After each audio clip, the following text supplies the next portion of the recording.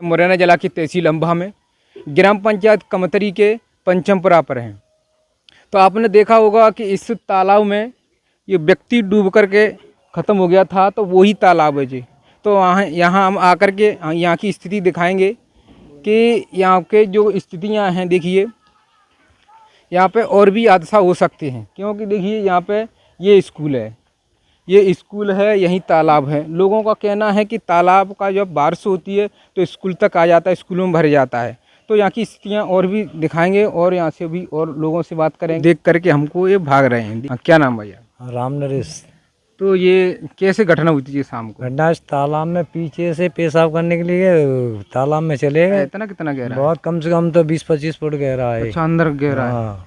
तो ये जब पानी जब अभी तक इतना भरा हुआ है, जब बारिश नहीं हो रही है, हाँ। तो जब बारिश होगी तो कहाँ तक भरेगा? तो रास्ता बंद हो जाती है, आना जाना गांव का पूरा बंद हो जाता है। ऊपर होके खेतों में होके आना पड़ता है। ये कौन सी ग्राम पंचायत में आता है? ग्राम पंचायत कमतरी में आता है। अच्छा, तो जैसे जी तालाब भर जाता है तो इसकी कोई सूचना वगैरह आपने दी? सब लोग जाते हैं, सरपंच साहब तक जाते हैं। सरपंच साहब मोटर और वो दे देते हैं पंखा, उससे पानी थोड़ा बहुत निकल जाता है, फिर रास्ता हो जाती, फिर वो वैसा का ही वैसा। जैसे हुआ था, बाथरूम करने आए थे शाम के टाइम, अंधेरा ही था, लाइट चली गई थी, तो कोई अंधेरा वगैरह नहीं था। तो पता नहीं कैसे क्या नशे में उधर की साइड में पलटी खा गए हैं। वो गए थे सिर के भर पर, हमारी बहन की निगाह पड़ गई थी। और जब हमारी बहन, हम तो खाना खा रहे थे, सब लोग, हमारा पूरा घर खाना खा रहा था उस समय। तो जैसे हमारी बहन चिल्लाई थी, जब हमें को आवाज़ मिली तो हम तत्काल में कूद गए, बिना सेफ्टी कुछ भी नहीं था हमारे पास, ना रस्सी लेके गए ना कोई हमको। तो हम 4 लोग इसके अंदर डूब गए थे। जो हमारा ताऊ का लड़का था उसने रस्सी फेंकी, जब हमको निकाला, जब मैं अकेला निकला था। जब मेरा भाई और मेरे पिताजी और मेरे जीजा जी वो सिर्फ इसी के अंदर ही थे, वो ज़मीन में घड़ गए थे। वो उनको, मेरे को कुछ भी नहीं दिख रहा था, ना वो मेरे को दिख नहीं रहे थे बिल्कुल भी। फिर मैंने ज़बरदस्ती कोशिश करके मैंने भाई को अपने को निकाला, भाई को अंदर से निकाल के फिर भाई ने पिताजी को ढूंढा। पिताजी वहाँ पे मिले थे बहुत गहरे में जाके।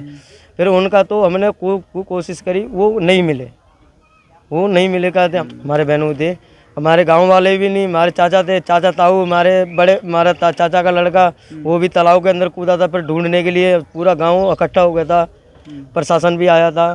प्रशासन भी 1-2-3 घंटे लेट आया था। तब तक हमने खूब अपनी कोशिश, जितनी की जारवाई थी, जितनी कोशिश करी।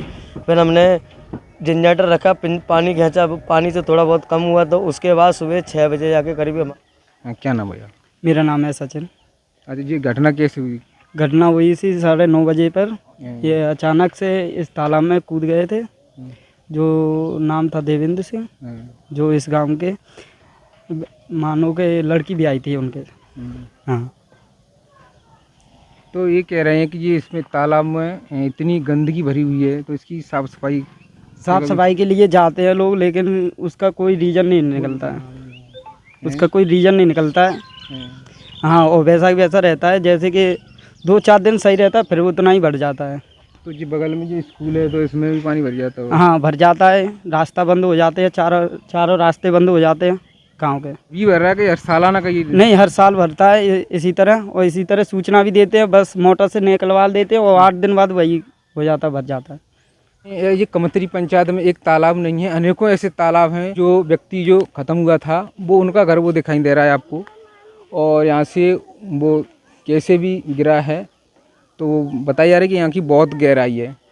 तो आपने देखा होगा कि जब ग्राम पंचायतों में आप देखिए कि तमाम बजट निकलते हैं, कहते हैं गिरे वाटर का। दूसरी घटना हो चुकी है, कोई सुनता ही नहीं है। जो आते हैं बोलते क्या करेंगे काम, उसमें तार फिनिशिंग करेंगे, कोई करता ही नहीं है। क्या करे, आने जाने का रास्ता भी इधर से भी बंद हो जाता है, उधर से भी बंद हो जाता है। ये अपना स्कूल है, स्कूल भी बरसात के टाइम में 2 महीने के लिए बच्चे बंद हो जाते हैं, घर पे ही पढ़ते हैं। आने जाने का पूरा रास्ता ही बंद हो जाता है। अभी अगली साल में बच्चों की गाड़ी गिर गई थी इसमें।